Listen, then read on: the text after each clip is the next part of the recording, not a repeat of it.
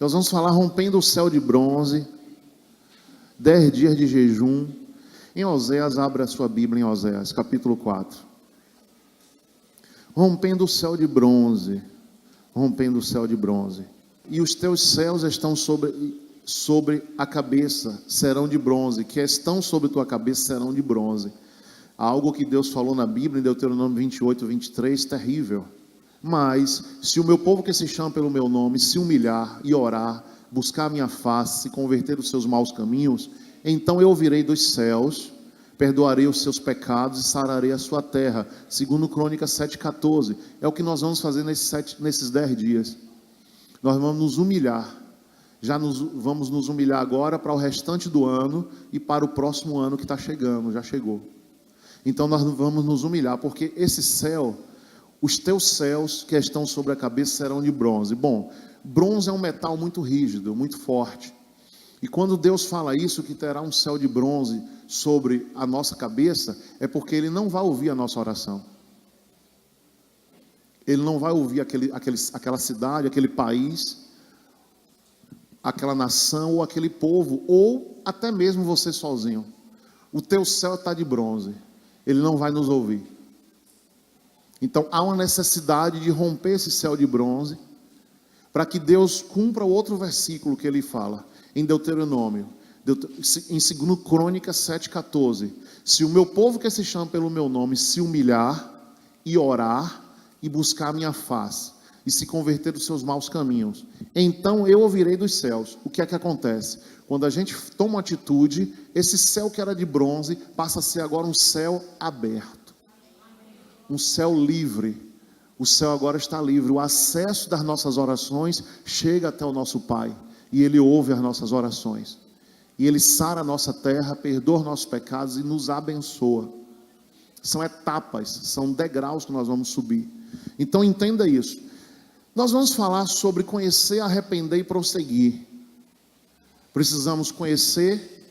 Se você não conhecer, você não vai prosseguir. Então precisamos conhecer, arrepender e prosseguir. A falta de conhecimento, Oséias 4:1. Ouvi a palavra do Senhor, vós filhos de Israel, porque o Senhor tem uma contenda com os habitantes da terra. Não há verdade, nem amor, nem conhecimento de Deus na terra. Então os habitantes existem, a terra existe, mas Deus tem um problema com os habitantes da terra. 4:1. O 5:4.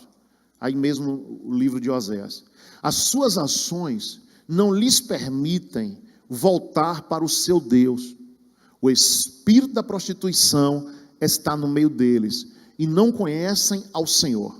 Esse espírito de prostituição não quer dizer que é prostituição só sexual. Qualquer tipo de prostituição com outro Deus que não é o Senhor é dado esse nome prostituição. Por exemplo, uma pessoa pode se prostituir com aquelas bênçãos que Deus deu para ela. Foi assim que aconteceu com o bezerro de ouro. O ouro estava na mão do povo. O povo fez um bezerro enquanto Moisés subiu para o monte. O povo fez um bezerro para idolatrar aquele bezerro, para adorar aquele bezerro. Então, muitas vezes, as coisas que vai nos afastar de Deus já está nas nossas mãos. Já está nas nossas mãos. Se alguém deixa, eu não vou para a igreja hoje, porque eu tenho que cuidar do meu carro, ele está fazendo daquele carro um ídolo. Aquele carro passa a ser um ídolo. Eu vou ficar na igreja hoje para cuidar do meu cachorrinho. Está fazendo aquele cachorrinho de um ídolo. Qualquer coisa que você tira o foco de Deus, que você volta o foco para uma outra coisa, aquela coisa pode se tornar um ídolo. Eu não vou na igreja hoje que meu time vai jogar. E eu preciso assistir esse time de futebol jogar. Então, é uma série de coisas que pode se transformar em ídolo na nossa vida. Não é só uma imagem de escultura, onde alguém acenderia a vela. Não. Qualquer coisa que tome o lugar de Deus.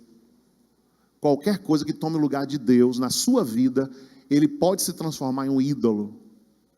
Então, é uma prostituição que está no meio deles e eles não conhecem o Senhor. Olha o 4:6. O meu povo é destruído porque lhe falta o conhecimento. Porque tu rejeitaste o conhecimento, também eu te rejeitarei, como meu sacerdócio, visto que te esqueceste da lei do teu Deus, também eu me esquecerei de teus filhos. Aí até os 5, olha o 4, 12, o 12. O meu povo consulta a sua madeira e a sua vara lhe responde, porque o espírito de luxúria os engana, e eles, prostituindo-se, apartam-se do seu Deus. Veja que essa prostituição aqui não é sexual. A prostituição aqui é com um Deus de uma imagem de escultura e que responde. Porque um espírito entra naquela imagem e responde às pessoas. Mas não é o Deus verdadeiro, não é o Deus da Bíblia, não é o Deus único e poderoso que é o nosso Deus.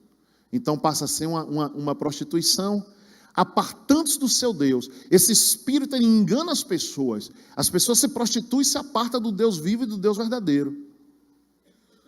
Sacrificam sobre os cumes dos montes, queimam incenso sobre o olmeiro, sobre os outeiros, debaixo do carvalho, do álamo e do olmeiro, porque é boa a sua sombra. Portanto, vossas filhas se prostituem e as vossas noras adulteram. Misericórdia.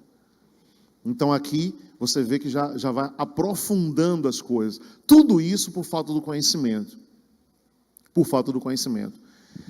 Aqui, o que tira o conhecimento? Vamos ler o 4:1 até o 5:4. Vamos ler aqui do 14 em diante. Eu não castigarei vossas filhas que se prostituem, nem vossas noras, quando adulteram, porque os homens mesmos com as prostitutas se desviam e com as meretrizes sacrificam. O povo não tem entendimento, será transtornado. 15.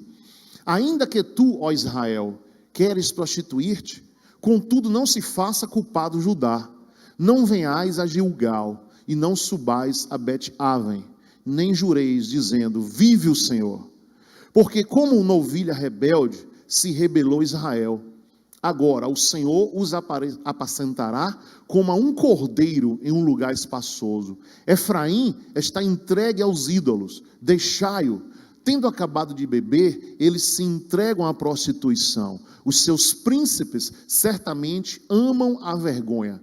O vento os envolveu nas suas asas e envergou Sião por causa dos seus sacrifícios. Ouvi isto, ó sacerdotes, escutai, ó casa de Israel, escutai, ó casa do rei, porque a vós pertence este juízo, visto que fostes um laço para Mispa, a rede estendida sobre o Tabor. Os rebeldes se aprofundaram na carnificina, eu castigarei a todos eles. Eu conheço a Efraim, Israel não me está oculto, porque agora te tens prostituído, ó Efraim, e se contaminou Israel. As suas ações não lhes permitem voltar para o seu Deus. O espírito da prostituição está no meio deles, e não conhecem ao Senhor. A soberba de Israel testifica contra eles. Israel e Efraim tropeçarão pela sua iniquidade, e Judá tropeçará juntamente com eles. Eles irão com os seus rebanhos e com as suas manadas à procura do Senhor, mas não acharão. Ele se retirou deles, diga misericórdia. Foram infiéis ao Senhor, geraram filhos bastardos. Agora os festivais da lua nova os consumirá e também os meus campos. Eu acredito que a pior coisa na vida de um ser humano é conhecer Deus, um dia procurar Deus e não encontrar. Porque quem não conhece, procura outros deuses, ou não procura Deus nenhum, são ateus. Mas uma pessoa que teve Deus, que Deus falou com ele, que Deus falou com ela, e chega um dia a pessoa procura e não acha, misericórdia, que desespero. Às vezes eu converso com algumas pessoas, as pessoas dizem assim, pastor, bispo, eu não estou sentindo a presença de Deus, tem 30 dias, tem 10 dias, eu não estou sentindo, e a pessoa fica desesperada. Imagine Deus se retirar do meio das pessoas, Deus se retirar, e a pessoa não levar 1 ano, 2 sem encontrar. E isso às vezes acontece por teimosia. Errar todo mundo erra. Errar todo mundo erra. Agora, você diga para quem está ao seu lado, erre e volte urgente. Se chegar a errar, eu não estou querendo que você erre, e Deus também não quer que você erre. Se chegar a errar, erre, mas volte, o ligeiro. Esse povo aqui, Deus já vinha falando com outros profetas e falou por Oséias. O tempo inteiro Deus falando, e eles não estavam dando ouvidos. Não estavam dando ouvidos. Deus, ele nos ama, claro que Ele nos ama. Mas Deus tem as condições dEle. Deus tem as direções dEle. Não somos nós que vamos direcionar Deus.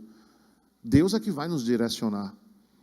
Se a gente aceita isso, nós aceitamos que Ele nos direcione. Chega um momento que a gente está fora da direção, o que é que acontece? A gente se redime. E o amor de Deus vai ser maior ainda. O amor de Deus vai ser maior ainda. Olha o 3, 6:3. Conheçamos e prossigamos em conhecer o Senhor. Como a alva será a sua saída, Ele a nós virá como chuva serôdia. Olha que coisa linda, que rega a terra. É aquela chuva que nada se perde. Uma chuva muito forte, ela enche os tanques, mas ela às vezes não molha a terra profundamente. E a plantação ali dificulta, porque a água foi muito forte, a água e rápida, ela escorre, vai para os tanques, enche os reservatórios.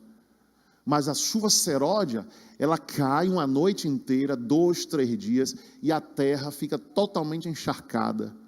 E essa terra que quando joga semente, ela está molhada ali para 1 mês, 2 meses, para dar sustentação àquela hortaliça, àquela colheita de quem plantou alcançar aquela colheita. É essa chuva. E é uma chuva que não destrói a semente que foi lançada. Imagine você lançar uma semente, dar uma trovoada, uma enxurrada, leva até a semente. E se a semente estiver brotando, vai ser levada pela força da água. Então essa chuva é uma chuva de riqueza, é a chuva seródia, ela é uma chuva rica, ela vai caindo para que haja a colheita. E isso Deus está dizendo que no versículo 3, que se você conhecer e prosseguir em conhecer, se existe esse versículo aqui, é porque nem eu nem você conhecemos Deus o suficiente.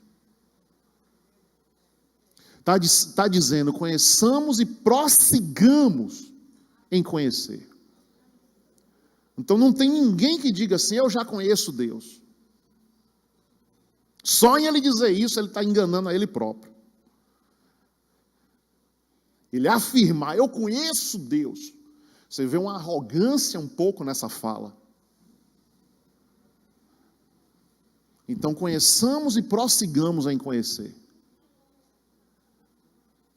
E isso é uma parte de você, porque às vezes a moça aqui disse, eu tenho 18 anos de evangélica. 18 anos, não são 18 dias. Então chega um momento na nossa vida que a gente às vezes vai dizer, peraí, eu tenho 18 anos, quem é você para falar comigo e tem 1 ano? Só que Deus usa quem quer que seja para falar com a gente. É essa pessoa de 1 ano que vai falar com a gente, que vai ser usada para falar com a gente, para nos testar. Deus quer testar que nível de humildade você está. Esse céu de bronze, ele não rompe só com jejum e oração. Ele rompe também com novas atitudes. Novas atitudes, minha e sua. Novas atitudes. Deixa eu lhe contar um fato. E minha esposa, a esposa da gente é cúmplice e é testemunha. Em tudo de um homem de Deus. É a esposa que é cúmplice e testemunha. Então, por muitas vezes, eu conversando com minha esposa, uma conversa particular, eu dizendo a ela assim, aquele pastor ali, camarada não é usado em cura, camarada não é usado os demônios na igreja dele não manifestam,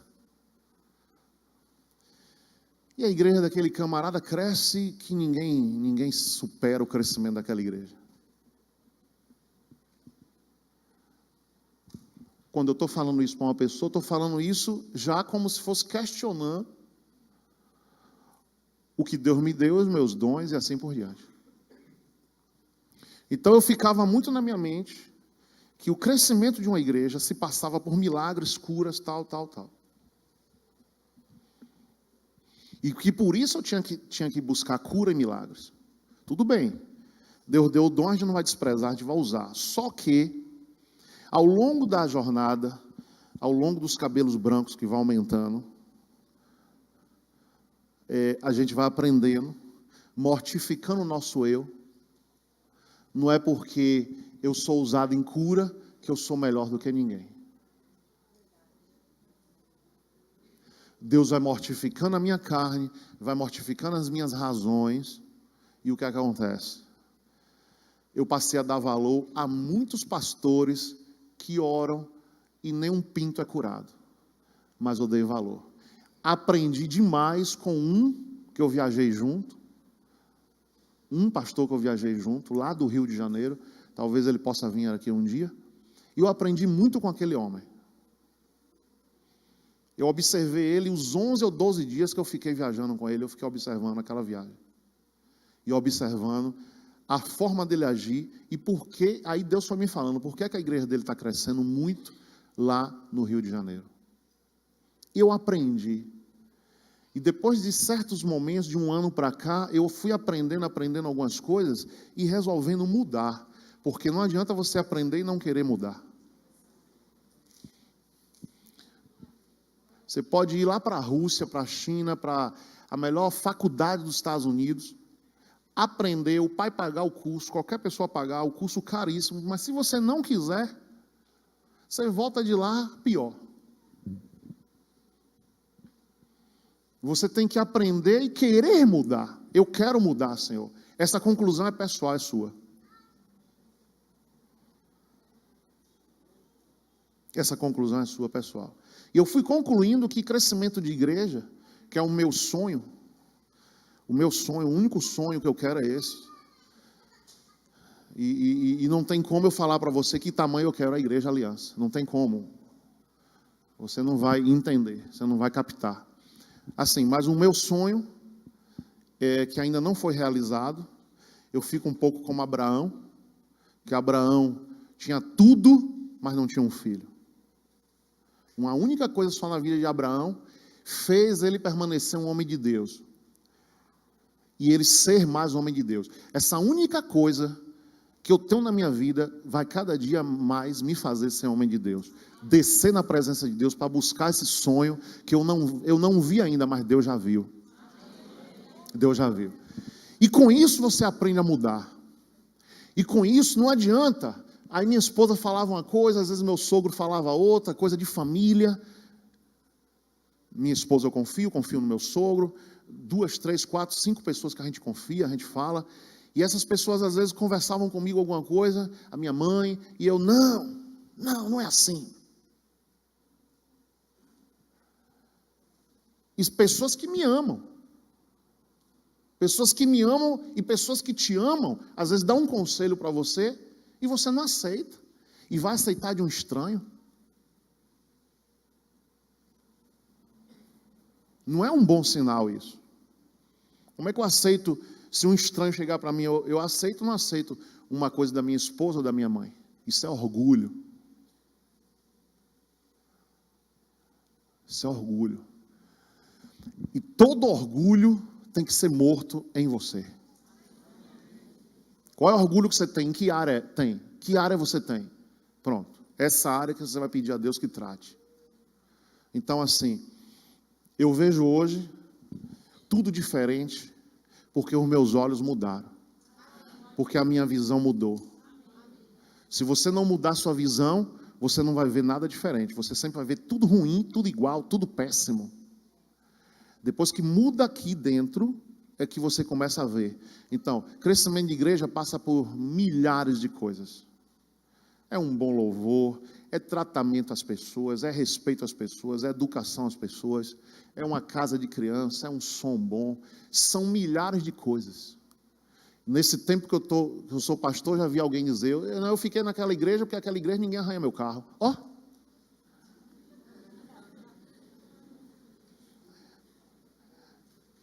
Mas por quê? Não, porque lá tem vigia do lado de fora, e eu não gosto de meu carro arranhado. Ele não está nem aí. Foi a prioridade dele, a prioridade daquela pessoa que falou comigo não era o louvor, não era a palavra, não era a cura, não era milagre. Para não arranhar o carro. Aí você vai aprendendo com a vida. Como é que eu ia saber isso com 28 anos, quando Jesus me chamou? Só que, às vezes, a gente vê pessoas com 80 que não aprenderam ainda. E eu não quero, eu quero aprender com fé em Deus. Tem idosos teimosos. O filho está lá, toma o remédio amanhã. Não tomo, não. Amanhã vai dormir, vou dormir não. Com 90 anos. A pessoa teimosa, nunca aprendeu. Está amarrado em nome de Jesus a teimosia na tua vida e na minha.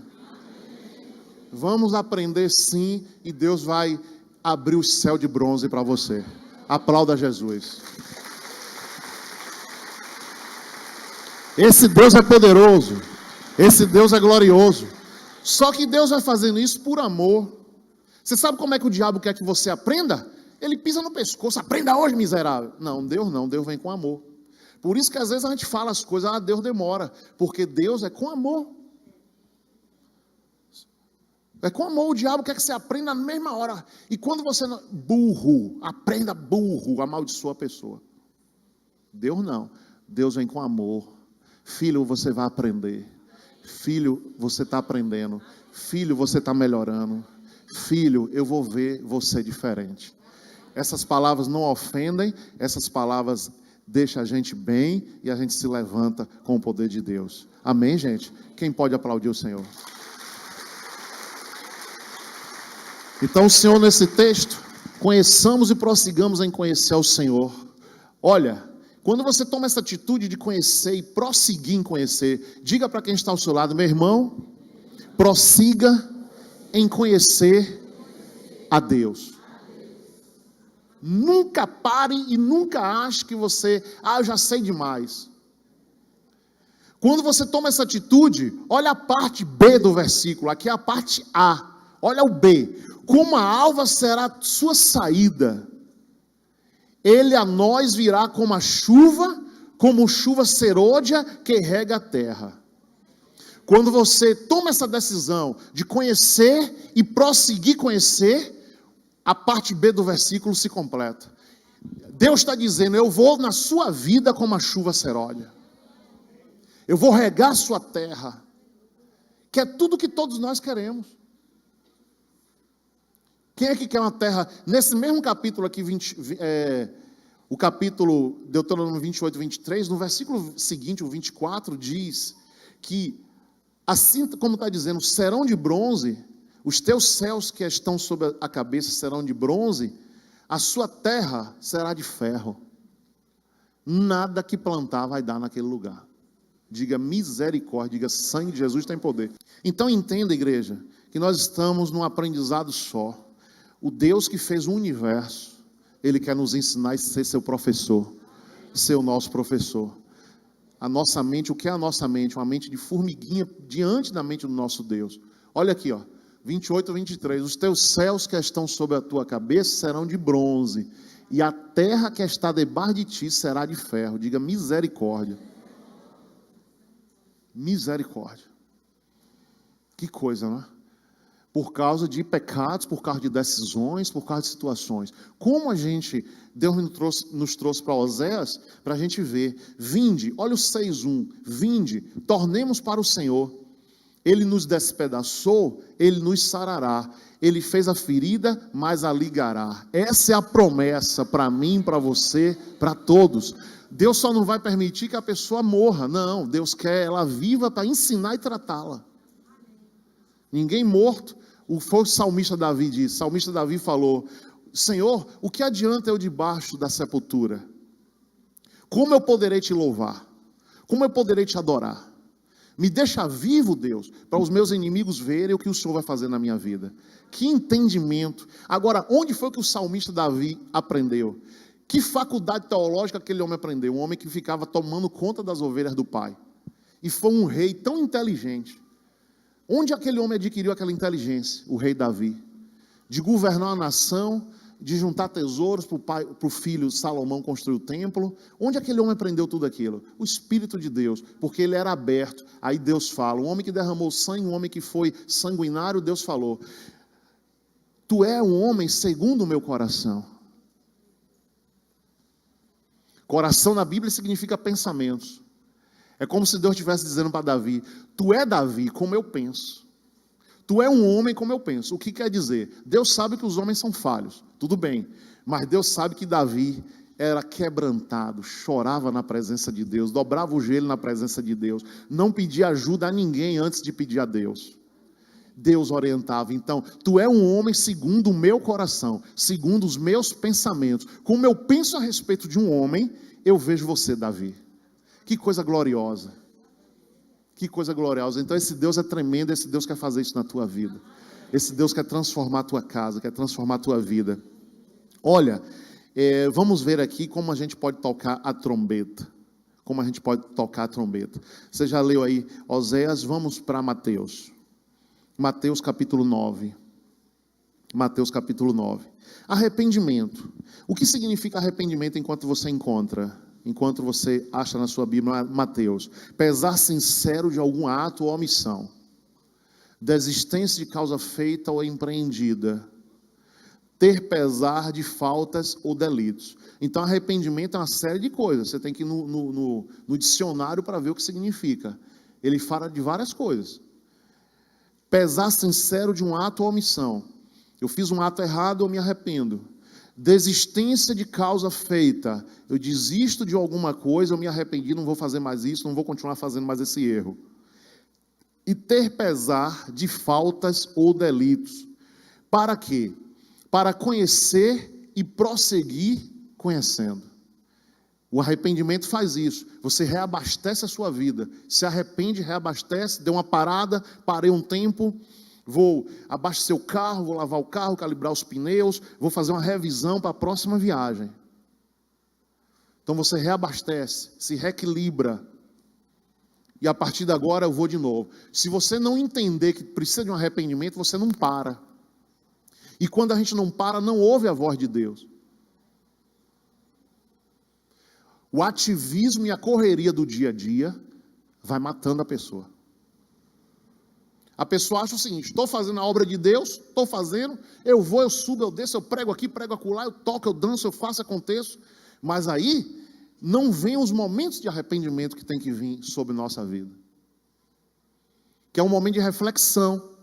É um momento que você vai analisar a sua própria vida. Você vai entender diante de Deus o seu ser. Quem sou eu? Quem sou eu? O que é que Deus quer com o meu eu nessa terra? O que é que Deus tem para mim da agora em diante? Todo homem tem que ter um tempo para oração. Às vezes você não tem tempo, não dispõe de tempo. Quando vem uma situação drástica, aí você acha o tempo. A gente tem aquela rotina, academia, saúde, festas. O Instituto de Cardiologia de São Paulo baixou a medida. Eu não tenho nenhum problema de coração, mas eu li uma matéria na revista Veja, que você quer morrer de coração, aceite todos os convites. Todas as formaturas, vá. Todos os casamentos, vá. Todos os aniversários de 15 anos, vá. Todo jantar, vá. Todo lugar você vá. Os cardiologistas deram 10 pontos para você morrer mais rápido.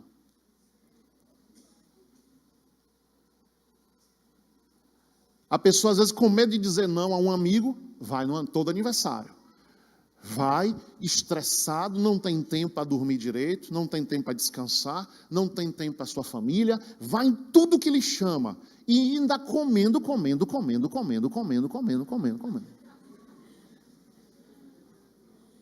Mas, querido, se você não souber dar não, você vai dizer sim, e o seu coração aqui dentro batendo, chega um momento que ele não aguenta.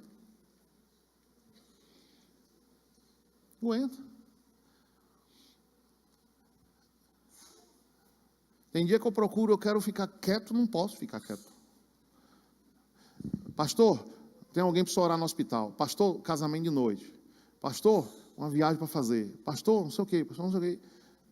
E eu não tenho um tempo para parar e descansar. Então, alguns nãos a gente tem que dar. E quando você dá um não, às vezes a pessoa lhe entende mal. Então, você tem que achar um tempo para orar. Então, olha o que diz em Mateus. Mateus 9,13. Quem está entendendo? Então, diga assim: eu tenho que conhecer e prosseguir em conhecer o meu Deus. Olha o 9, tocar a trombeta, 9,13.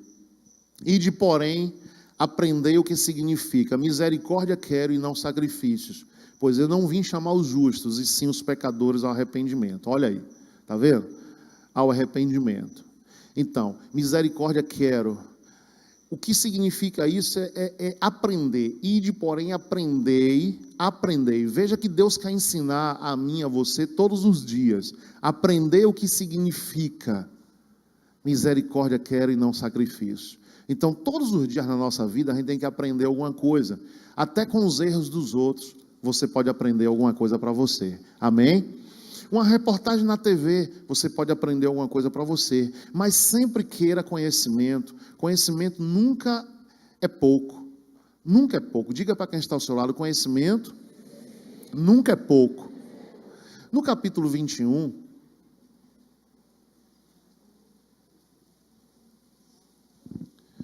Mateus 21,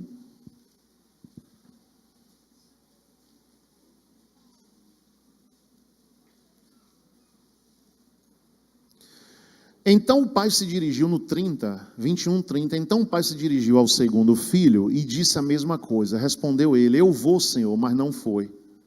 Olha o 32, pois João veio a vós, a fim de vos mostrar o caminho da justiça, e não crestes nele, mas os cobradores de impostos e as meretrizes creram. Vós, porém, mesmo vendo isto, não vos arrependestes, para crerdes nele. Nele quem? Jesus. Então aqui é uma parábola dos dois filhos. O Senhor Jesus falando da vinda de João. Esse João aqui é o João Batista, o caminho da justiça. Não crestes nele, mas os cobradores de impostos, meretrizes, creram. Então assim, Jesus ele não faz acepção de pessoas. Ele veio, abriu o caminho, esse caminho está aberto. E não importa se é meretriz, não importa que tipo de gente vai ser, mas que essa pessoa siga esse caminho. Seguir esse caminho vai encontrar paz. O que é que você mais espera na tua vida? Chega um momento que você conclui, tem conclusões. Paz, saúde, não há nada melhor do que isso. Vamos ficar de pé. E eu quero que você concentre a sua mente agora. Exatamente com a salvação de Cristo. O Senhor Deus vai romper na tua vida. Você que pegou esse papel agora, vamos fazer uma oração. Vamos fazer uma oração. Em nome de Jesus. Pega esse papel, levante. Faz assim para cima, para o alto. E comece a orar agora. Em nome de Jesus Cristo. Diga, Senhor meu Deus. Toma em tuas mãos agora, Senhor, esse rompimento que vai haver na minha vida. Você já viu quando rompe uma barragem? Aquela barragem não suporta aquela quantidade de água. Assim será na tua vida. Deus vai trazer um rompimento na tua vida muito grande. As comportas dos céus vão abrir. Vai vir água, porque sede você tem. Mas a tua sede só pode ser saciada pelo poder de Deus, pelo Espírito Santo. E Deus quer romper na tua vida algo grandioso, algo tremendo. Não importa a situação, não importa a tua idade, Deus quer romper, abrindo as comportas dos céus sobre a tua casa. Quem crê, diga amém. Diga amém bem forte. Começa a orar agora. Começa a orar agora em nome de Jesus. Vamos fazer essa oração agora por essa campanha. E começa o jejum. Você que já começou o jejum hoje, continue o jejum até o dia 14, só almoçando. Não tome o café da manhã, leve direto e você vai almoçar, fazer uma merenda, um lanche à tarde e jantar à noite, não tem problema, mas até meio-dia você não come, você chega hoje à noite, faz sua refeição e diz a Deus, Deus, eu consagro esse jejum a Ti, eu não vou me alimentar amanhã, eu vou consagrar esse jejum. Ah, mas eu faço academia de manhã. Você vai fazer academia, beleza, não tem nenhum problema. Em jejum não vai ter nada. Vai sair de lá forte, suando e vai comer meio-dia. Em nome de Jesus. Pode falar, pode acreditar no que eu estou falando. Ah, mas eu tenho dor de cabeça quando eu jejuo. Está amarrado em nome de Jesus. Vamos orar por nosso jejum agora? Primeiramente, diga assim, Senhor Deus, eu consagro esses dias de jejum nas tuas mãos. Toda retaliação de fraqueza, de desmaio, de dor de cabeça, de fome, eu repreendo agora, em nome de Jesus. Diga, Senhor, este jejum vai romper na minha vida, algo grande, algo maravilhoso vai romper na minha vida para este ano e para o ano que vem. Deus, este jejum já é para o final do ano e o início do ano que vem.